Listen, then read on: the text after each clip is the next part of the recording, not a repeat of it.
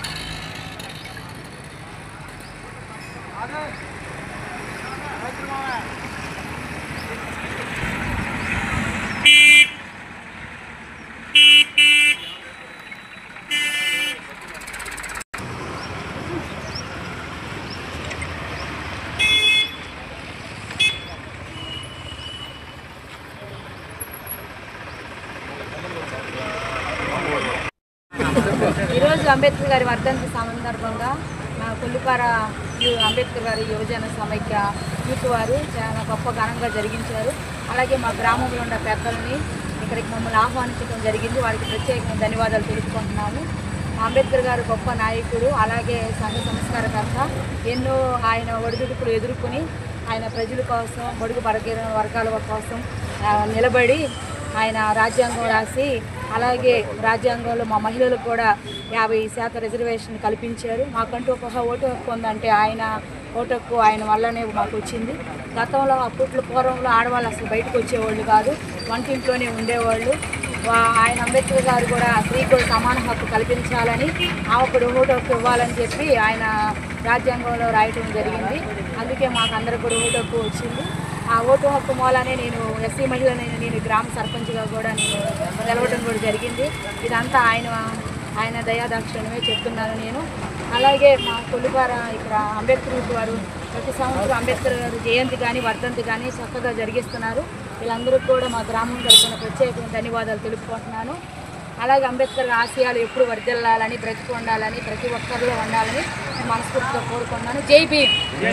ఈరోజు doctor BR Ambedkar వర్ధంతి సందర్భంగా కొల్లిపర అంబేద్కర్ యువజన సమైక్య వారు ఏర్పాటు చేసిన ఈ కార్యక్రమానికి కొల్లిపర సర్పంచ్ గారు, గ్రామ పెద్దలు అందరూ వచ్చేసినందుకు మాకు ధన్యవాదాలు చేసుకున్నాం. డాక్టర్ బిఆర్ అంబేద్కర్ ఆయన చిన్నతనంలో ఉండే అంటరానితనాన్ని పారదోలాలని చెప్పి ఎంతో కష్టపడి తన అసమానతం అంటే ప్రజలందరూ సమానంగా ఉండాలని తెలియపరచడం కోసం ఆయన ఎంతో కష్టపడ్డారు. అయితే డాక్టర్ బిఆర్ అంబేద్కర్ కష్టపడి చదువుకుని ఈ స్థాయిలో డాక్టర్ రాజ్యాంగం రాయడానికి కూడా తను స్వతంత్రంగా చేసి ఎన్నో కార్యక్రమాలు చేసినాడు. డాక్టర్ బిఆర్ అంబేద్కర్ గారు మహోన్నతుడు. ఆయన ఆర్థికవేత్త. ఈ భారతదేశానికి స్వాతంత్రం వచ్చిన తర్వాత మొట్టమొదటి న్యాయశాఖ మంత్రిగా చేశాడు డాక్టర్ బిఆర్ అంబేద్కర్ గారు. అయితే మొన్న నేను తెలుసుకున్న విషయం ఏంటంటే, ఇప్పుడున్న సమాజంలో అన్ని కులాల్లో అంటరానితనాన్ని పారదోలాలంటే చదువు 6వ తరగతి నుంచి 10వ తరగతి వరకే అంబేద్కర్ జీవిత విశేషాలు తెలియపరచాలని మన పెద్దలు చాలామంది శంకర్ సతీష్ గారు కూడా ఈ మధ్యగా టీవీలో చెప్పాడు. ఆ విషయం చాలా ఆనందంగా ఉంది. గవర్నమెంట్ అది చేస్తే కొంతమంది అయినా సమాజంలో సమానత్వం వచ్చిందని కోరుకుంటూ ఈ అవకాశం ఇచ్చినందుకు తెలిసి సెలవు తీసుకుంటాను.